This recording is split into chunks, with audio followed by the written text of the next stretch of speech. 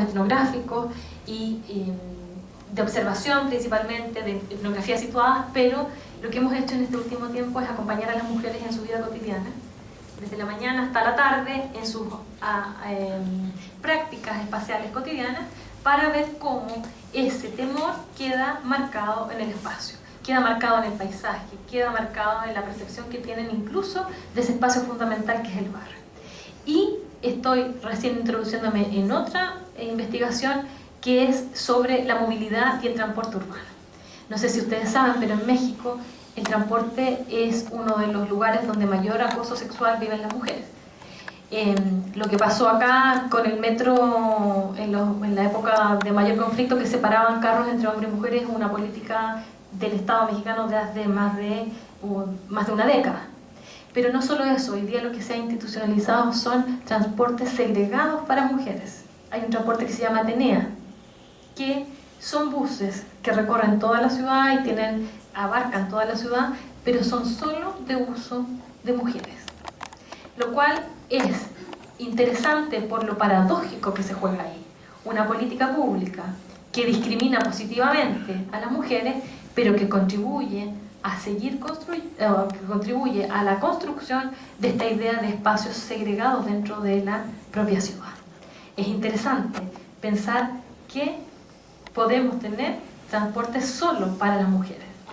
Y en ese sentido hemos estado investigando cuáles son los efectos para la vida cotidiana de las mujeres, y ahí hemos encontrado algunas cosas que son bien interesantes en términos de lo paradójico que implica para la experiencia urbana. Porque eso implica otro supuesto que no necesariamente se da, y que es que en los transportes que no son segregados, o más bien, que en los transportes segregados no habría acoso o no habría formas de violencia, como si las mujeres en sí mismas no pudieran desarrollar prácticas o acciones violentas. Para terminar, lo que me gustaría mostrar con ustedes o compartir con ustedes es que a lo largo de la tradición de los estudios urbanos, que en realidad es muy difícil definirlo, en realidad la tradición de los estudios urbanos ubica preocupaciones de distintas disciplinas, de distintos tipos de investigación. Lo que me interesó mostrar y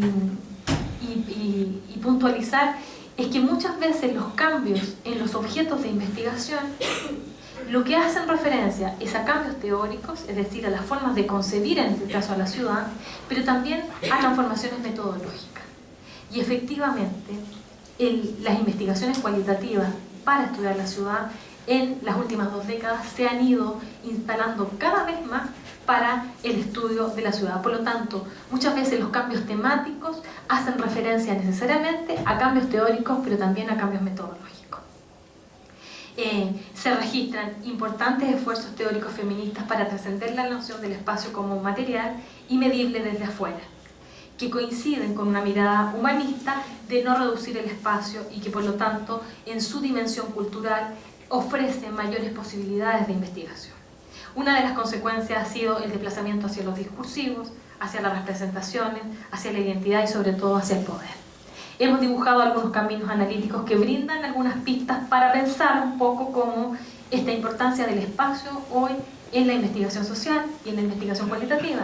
Es interesante ver, por ejemplo, cómo en el programa del trabajo de hoy hay varios trabajos que empiezan a ubicar el espacio con cierta centralidad, y que me parece que es importante poner atención en eso.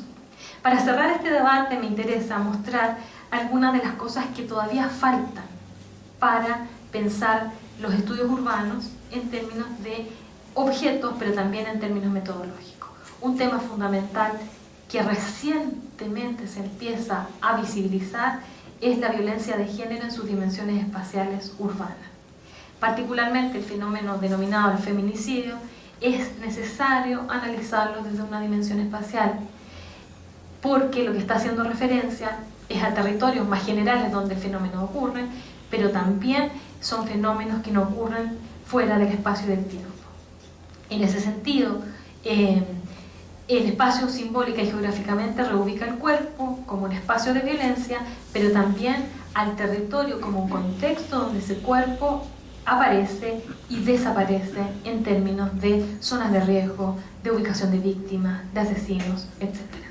Una segunda, todavía preocupación incipiente para los estudios urbanos son las sexualidades disidentes, cómo el espacio ha servido como una metáfora, por ejemplo, para pensar la sexualidad.